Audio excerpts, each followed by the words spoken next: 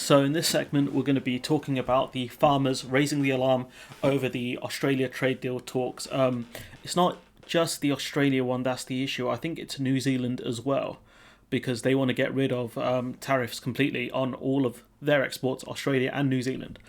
And so it's important to make the point that, yes, the majority of farmers did vote for Brexit. I think they thought they would get the benefits of trading with the EU single market, tariff and non-tariff barrier free, whilst also being able to export to other markets like Australia, New Zealand, etc. Whilst not having to compete with these other countries. Like Australia would be like, do you know what, man? We're cool, UK. We'll give you tariff-free access to our goods, but we'll give you tariff-free access to your goods. We'll reduce exports on your products, but that's not going to be reciprocal. We're not going to ask for tariff-free access to your market. These farmers thought they'd get the best of both worlds, but they were hit, as one commentator pointed out, by that big wrecking ball. So enough filler. UK farmers have sounded the alarm over reports that the government plans a trade deal with Australia that would make its food and farming imports cheap. And what some Brexiteers and people like Boris Johnson have said is, are these farmers, are you scared to compete with the farmers of Australia and New Zealand? The thing is, pal, Australia has lower food standards than us. That means their domestic meats are cheaper because not only do they have lower food standards when it comes to animal protection and things like that, which is something we'll talk about when we go to record this video here, but also the fact that they have lower food standards and they use hormone beef, so their beef products are naturally cheaper than ours. So that means pound for pound, theirs is cheaper, right?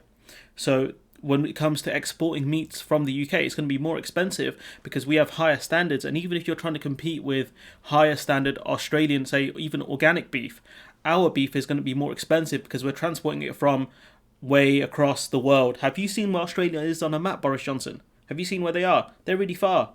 Have you seen where France is? They're not so far. Do you see the problem, Boris Johnson? So the move is being considered as part of a free trade pact with Australia, with the UK hopes will be a springboard for similar pacts with other countries. So what Liz Truss is desperate to do, as this article points out, is that she wants to agree a deal with Australia before the G7 summit. So then she hopes to use that kind of momentum to get trade deals with other countries. The thing is, she's desperate not for good trade deals for the UK as a country, but she's desperate for the optics of a free trade deal. She's desperate to make Brexit look like a success because that's her job right now. And the thing is, there's a reason why tariffs and quotas exist, and that's for protectionist reasons. You want to protect your internal industry. The EU is a protections cabal. No one has ever, you can't deny that. But it fights like a vicious guard dog to protect its own interests, like a vicious guard dog to protect EU agriculture sectors, EU manufacturing sectors. It fights like a guard dog to protect those. And what's the UK done is, our guard dogs run away. We don't have one. It's actively letting people in. This trade deal is going to be very bad for the UK agriculture industry. And we'll talk about some of the stupid arguments people make towards the end of the video. So there is speculation the cabinet is split over the move, with George Eustace and Michael Gove being against it. I think Michael Gove famously said that there's not going to be many issues with this, and we're going to keep our high standards and blah blah blah. But they won't put any of these things into law. George Eustace in charge of DEFRA, which is in charge of obviously farming. So if he doesn't resolve the issues with these tariff-free access for Australian beef and things, he's going to get it in the ear.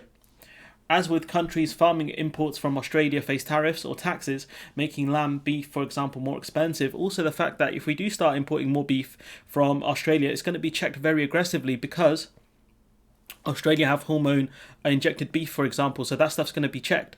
So you're going to have to. It's going to be a lengthy process to check where this beef is coming from, and does it fit UK standards? Australia could try and push to circumvent some of those rules of origins things and stuff like that, but I don't know if Australia have that kind of trade sway. But then again, we're the ones desperate for a deal. This doesn't add that much on to the UK's economy or Australia's economy. The reason we're doing this is for optics, to look like we're actually doing well outside of Brexit. That's it. The Department for International Trade would not be drawn directly on reports it is willing to concede. See that? Even the way the BBC have framed it is very interesting, to concede, because when you concede something, that means you have lost a step. That means you've had to give something up. Surely, if the BBC wanted to frame it in the kind of more Brexit positive spin way, they would say, we are asking for tariff-free access in exchange with Australia. But it's interesting they've used the phrase concede here. However, it is said a trade deal would be important stepping stone to joining the Trans-Pacific Partnership, a sprawling group that includes New Zealand, Chile, Japan, Vietnam, as well as Australia. So the reason we're selling ourselves out like this is so we can potentially get into the Trans-Pacific Partnership, which has a lot of strong economic countries in there, but a lot of these countries have lower food standards than us. That's going to be a problem because they're going to want access to our market whilst giving up the minimum to their market, because that's how you improve certain sectors. That's the point of it. So, we're selling out a lot just to get to this point, to get to a deal with Australia. Can you imagine how much we're going to have to sell out to get a deal with the US? God, that's scary, isn't it? A deal would allow UK farmers even greater access to growing consumer markets in Australia, the Department for International Trade said. But the problem is that we're going to have to compete in a market which we're going to struggle with whilst, dealing with Australian beef, which does have issues when it comes to the standards that they have. Not to say it in a mean way, Australia, but some of the stuff I've read in this other article, it's not great. Adding that it would not allow importers to undercut the farming industry or food standards. Well, we know that's not true based on this article, which I know I keep mentioning, but we'll do a video on it when the time comes. Otherwise, this video will last forever. However, the National Farmers Union warned that its members will struggle to compete if zero tariff trade on lamb and beef goes ahead. So they're not even talking about standards and regulations. They're just saying if you allow Australian beef to come to this country tariff-free, that's it for the UK farmers. They're going to struggle massively. So that should tell you all you need to know. Forget standards and regulations. Just the mere thing of allowing Australian beef and New Zealand beef to come here tariff-free will decimate the British farming industry. Not to mention the fact that the NFU, National Farmers Union, did tell the farmers to vote for Remain. So they are still fighting for farmers, even though farmers kept voting against their best interests. Farmers that live in rural areas are traditionally socially conservative, and they probably vote for the Conservative Party. We know the majority of farmers vote for Brexit. Well, tell me how you feel now. How's your success feel now? NFU President Mitin Batters, sorry, I butchered your name. We know that if we are to open up the opportunities to new markets overseas for UK farmers, we'll have to offer greater access to our markets in return, and that's the problem. This is not, this is not balanced. This is not balanced. The UK farmers will struggle to export to Australia, but Australian farmers clearly, from the perspective of these farmers who really don't want to compete on the domestic scene with the Australians and the New Zealanders, or the Kiwis, sorry, they are fearing this. They aren't looking at these shiny new export opportunities because they know they're non-existent. They are struggling because they know that if this hits the domestic market, we're in big trouble here. However, this trade-off needs to be balanced, and we need to make sure concessions to our highly valuable home market are not given away lightly. It's too late, my friend. It's already done. This is already done. They're just ironing out a few things. The G7 summit is coming soon. The farmers are done. There is a real risk that if we get it wrong, UK farming will suffer irreversible damage rather than flourish in the way we will desire, to the detriment of our environment, our food security and our rural communities. We know that the British government are changing the rules and subsidies and making it lower than what the EU gave previously, and the fact that they're going to be harder to get. They're trying to pay off farmers so then they retire early, which tells you that farming is not an industry that it's a very difficult industry to work in. The British government are saying they want the new breed of farmers to come in, the next generation, but that's not going to happen. So I think what the British government have basically calculated is that we're going to pay off as many older farmers as we can to retire, and we're just going to let farming die out in this country, and we're just going to be one of those countries that just imports loads of food from other countries, lower standard ones like Australia, or even higher standard ones like New Zealand. That's what we're going to do. Asked about the rift by the Press Association, George Useless said, "I'm not going to get into discussions that are going on in government about individual trade agreements. In any discussion on any part of government policy, and trade agreements are no exception, there is a discussion and a consensus." So what that tells you is that collective responsibility is still a thing, people, because that means if this trade deal goes ahead with tariff-free access to Australia, that means George Useless is basically admitting there's a consensus. So that means he agrees with it. And what that tells you is that he's partly responsible. So when all these farmers get angry at the cheap Australian beef coming in, they can aim their anger at George Eustace, because not only is he the one that's meant to look out for their best interest, he's admitting there's a consensus there. So when this thing happens, I want to see all the media asking him tons of questions. Forget asking Liz Truss these questions, because she'll dodge it and she'll say, this is a great opportunity for British farmers. Eustace isn't as slimy as her. He struggles to dodge as easily. He's the one to go for. British media, if you're listening. At the moment, there's a very clear consensus in government that we want to do a trade deal with countries like Australia, but obviously on the right terms. Well, if these are the right terms, then I'm terrified. However, sources did not deny to the BBC there were cabinet divisions over the issue, and typically when politicians or sources can't deny something, that means it's true. Emily Thornberry, Labour Shadow International Trade Secretary, who I've not seen much of, to be fair, accused Miss Truss of selling out British farmers. It's perfectly normal that the Australian government should try to get the best possible deal for its agricultural mega corporations. She said that's an interesting way of framing it, mega corporations. For British family farmers, it's interesting here the way she's framed it. Australian mega corporations, British family farmers. Very interesting. Have a right to expect that Liz Truss will do the same for them, not sell out their livelihoods for the price of a quick trade deal and a cheap headline at the G7 summit. Well, that's exactly what she's done. So, if you work within the agriculture industry, I'd be very concerned that the government are selling you out like this. Very concerned. Ms Truss was hoping to secure an Australia trade deal ahead of the G7 summit in June. She is about to start official trade talks with Canada and Mexico, adding to those underway with India and New Zealand. So what these four countries are going to realise, especially New Zealand, is Britain's a soft touch now. We're desperate for optics. So these countries can get easy deals out of us that will benefit their economies far more than ours. The Canadians have already taken digs at Liz Truss, saying that the UK don't have the bandwidth to do all of these deals at once. And Canada is used to dealing with the USA, the big boss of the world when it comes to trade, a country that can throw its weight around dramatically. Canada has to have tough negotiators that can deal with a Goliath like the USA. So that means they got some real sharks. So when it comes to trading with us, these sharks are coming for us. Mexico would be in a similar boat because they have the USMCA, which I don't know if that was officially ratified. I can't remember, but they have had NAFTA, so they have some sharks there as well. India, I couldn't tell you too much about, but New Zealand, we know that New Zealand are New Zealand with Australia are demanding tariff-free access for their exports of meat and lamb. So what does that tell you? Some real sharks, dog. Some real sharks there. So this is some analysis here from Darshini David, saying that trade deals are about countries trying to secure the best for their businesses and people when working down the menu of issues. The hardest to digest typically is agriculture, normally left to the last. So in a trade negotiation, what you're trying to do is get the best outcome for your domestic market whilst also getting some sort of concession from the other one. We saw that with the EU negotiations with Canada. Canada were reluctant to give the EU too much in terms of cheese quotas because it would impact the Canadian domestic cheese manufacturers. And the EU, being a Goliath compared to Canada, had massive leverage in those negotiations. The UK being a relatively smaller country than these others, despite the fact that I think we're 7th biggest economy, we're still having issues because these other countries have experienced trade negotiators that aren't looking for cheap optics deals. These guys are looking for deals that are genuinely going to benefit their countries. And the question is, how many experts do we even have left in DIT? Because Liz Truss isn't a trade expert. She has no history in trade. She was a Remainer. So, she's desperate to keep her job, but she's not very good at it.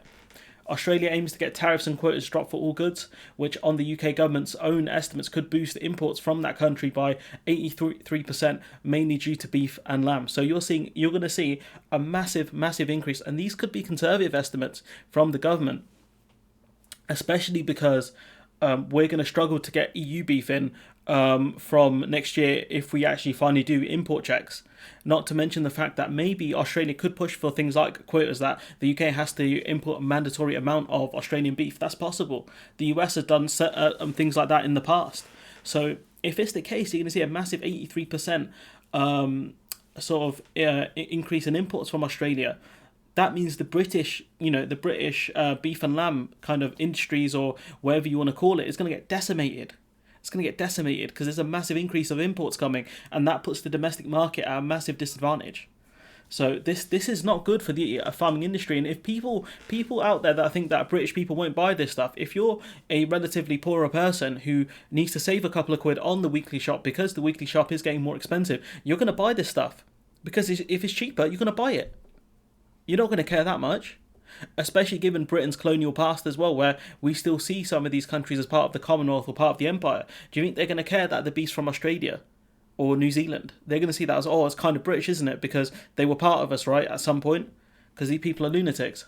But yeah, I can see British people having not many issues buying this stuff, especially if you're poorer and you can't afford to spend more on British beef. If this Australian stuff or New Zealand stuff's there, you're going to buy this because you're going to want to save some money. That's worrying some farmers, but the government says that any liberalisation would take years. How long is years? We're talking 5 years? That's not a long time, is it? That's one parliamentary cycle. It's not a long time. And Australia isn't taking full advantage of the tariff-free quotas it's got now. That's quite interesting. I don't know if that's really true, but really, does Australia have many this could be tariff-free quotas on something else that maybe Australia doesn't export a lot of. We've seen that the UK push for the leftovers of the EU cheese quotas with Japan, which Japan is a country that doesn't import a lot of cheese because a lot of people in Japan are lactose intolerant. So that could be something similar here. Maybe it's that weird Vegemite stuff that they have. But the key is what it signals for other trade deals and policy. An agreement with Australia will likely be the first one struck by the UK with a nation which it didn't have an agreement or part of the EU, and Trade Secretary Liz Truss is keen to strike it fast as a springboard for membership of a wider trans-Pacific trading bloc. We are desperate and other countries can see it. That's the main problem we have. We can see that the FT covered it here. They did talk about the rift, the growing rift. So if you want to read that, you can just pause it. I'll just zoom in a bit. I did. So yeah, if you want to read that, feel free. But it does talk about the problems in the BBC side as well, that the cabinet is split. Specifically, Michael Gove and George Eustace are split. They don't like this.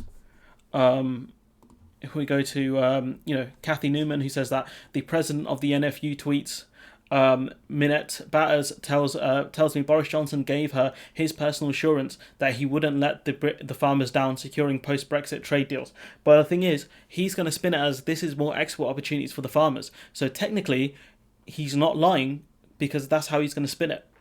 That's the reality of the situation right now. The Prime Minister backs tariff-free trade deal with Australia. So what that means is Liz Truss will win out and this deal will happen and farmers will get sold out by it. And we go to our final tweet. Let me zoom out a bit. It's gone a bit too close. Which is that the NFU saying that it's clear negotiations from Australia and New Zealand are sticking firm to their hardline demands for the complete removal of tariffs on all their exports to the UK. This would make life unbearable for small British family farms. The plain truth is that removing tariffs for the vast, unmanageable volumes of Australian beef or New Zealand lamb, or God forbid allowing zero tariffs on their produce, could spell the end. The government says it wants to level up Britain, but this can never be done by throwing our family farms under the bus, says Minette Batters, who's proud of British farming's high standards. It's so important that we support our government's stated objectives. Trade deals should secure a broad reduction of tariffs while taking into account the UK's product sensitivities, in particular agriculture. So you can see the NFU are very, very afraid by this. Even the language they use here, God forbid allowing zero tariffs on their produce, which looks like to be the case, is something New Zealand are pushing for. And again, they're used to doing trade dealings with China, another real shark in the trade scene. So this is very alarming for British agriculture. It's very alarming. It's very alarming for the average consumer, which may start buying this stuff, and also the fact that the UK could use this as more reason to lower food standards, because we know Australia has lower food standards than the UK, and in order for British farmers to compete with Australia, this new kind of Australian export to the UK, it means that we might have to lower standards to compete, and no one wins there. The consumer doesn't, and the farmers don't. Not really. This is the British government. This is the Department for International Trade selling farmers out here. They are not doing what's in the farmers' best interest. We know that for a fact. They're not doing what's in the country's best interest. You know, it makes sense to have a strong agriculture sector within your country because that keeps food prices more stable. Also means you're less reliant on outside countries, which is always a good thing. It's always a good thing, especially if you get into trade spats or if they have problems with, you know, their kind of farms or whatever. We know that when Britain had mad cow disease, we were on a red list for a while because we weren't admitting to the problems we had. So what if, say, for example, Australia don't admit they've got problems with their beef because they want to keep exports high? And when British agriculture gets decimated, we're going to be in trouble because we won't have our own domestic market to kind of supplement the massive loss in potential trade with Australia. You know, I hope that made sense. I hope this whole video made sense, to be honest with you. But yeah, this cow looks unimpressed, and I would be unimpressed by Liz Truss. The NFU head has been she's been pwned basically because Boris Johnson promised her something, and you cannot believe Boris Johnson whenever he says anything to you. Even if he says it's sunny outside, don't believe him. The guy's a massive fraud. He's constantly lying. He might be lying right now as you listen to this video. He could be telling someone a lie. Anyways, I'm going to leave it there. Let me know what you think in the comments below. Like, comment, share, subscribe, and hopefully I'll see you in the next one.